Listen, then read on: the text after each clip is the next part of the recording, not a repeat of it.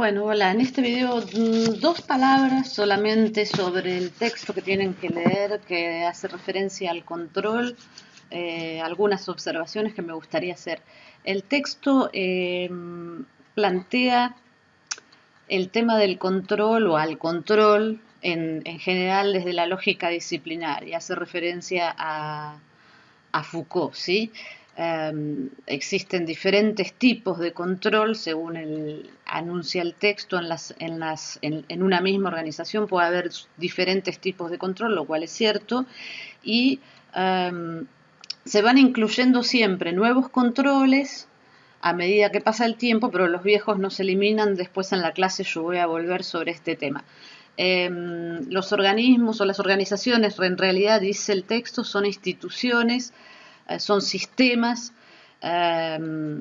disciplinarios, por definición, cuando se toma esta perspectiva. Foucault define tres tipos de poder disciplinario: el panóptico, el adiestramiento y la autodisciplina, que después vamos a ver cuando hable de control, está bastante relacionado con eso.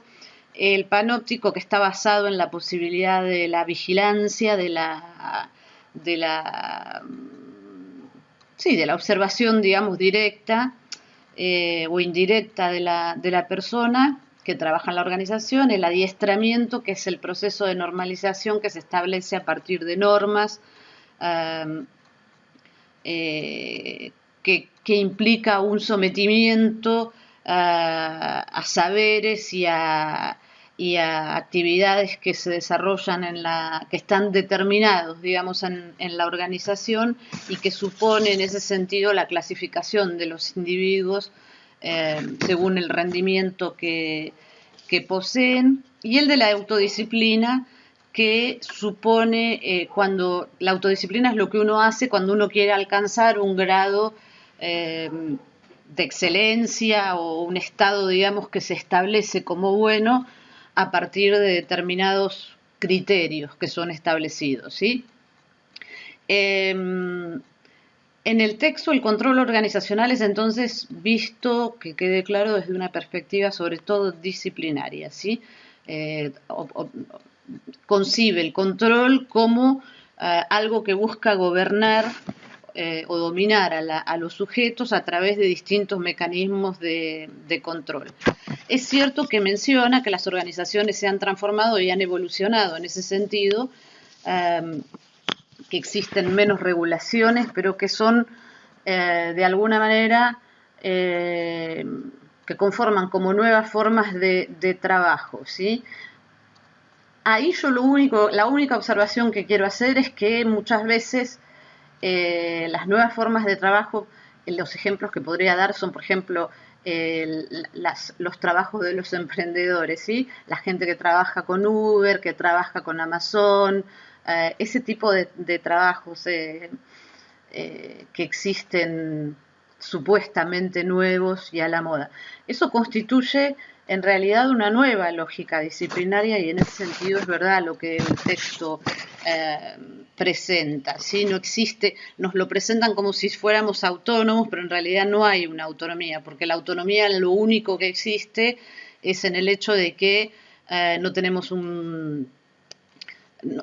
prácticamente contrato, digamos. Uno trabaja casi de manera voluntaria, tiene que respetar determinado tipo no de requisitos, sino que uno cobra en función del desempeño o el rendimiento que tiene, pero no es en realidad una autonomía, porque en realidad lo único que se desplaza hacia el trabajador es la responsabilidad respecto del trabajo, ¿no? Por su propia actuación.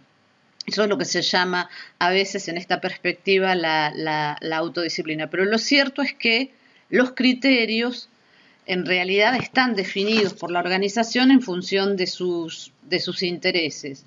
El problema que existe con este tipo de cosas, con este tipo de organización del trabajo, es que los intereses de la organización pueden llegar a ser abusivos, y en este sentido ya el control no sirve como equilibrio del poder, sino todo lo contrario. por ejemplo, un interés abusivo podría ser, bueno, ganar más y más aún a costa de los trabajadores, y se elimina todo tipo de control, por definición se elimina todo tipo de control de abajo hacia arriba, ¿sí? No existe. Es un poco lo que el texto llama estas dos miradas son parte de lo que el texto llama el control mercantil o el control del mercado, ¿sí? La disciplina viene más que nada de la mano de la flexibilidad, de la precariedad laboral. Es un poder entonces enorme, porque deja a los trabajadores a merced de la buena voluntad del patrón. Si el patrón decide que un día el dueño de la empresa, por ejemplo, decidió que se aburrió o que por alguna razón el empleado no le gusta más, por ejemplo, con Amazon, simplemente lo desconectan a uno de las plataformas de la empresa sin avisarle nada y punto. O sea, vos llegas a tu casa, abrís la plataforma para trabajar desde tu ordenador como todos los días y no tenés más acceso. Y no quedan rastros de haber trabajado prácticamente nunca en la empresa. Entonces, hay que relativizar o en todo caso analizar bien y críticamente este tipo de propuestas. Luego, además fuera de esta introducción, el trabajo presenta los resultados de una investigación que se hizo en la que analizan la presencia de este discurso, digamos, disciplinario en los trabajadores. Yo no voy a profundizar en eso, les dejo la lectura, es bien interesante, y en todo caso haremos después quizás alguna reflexión al respecto.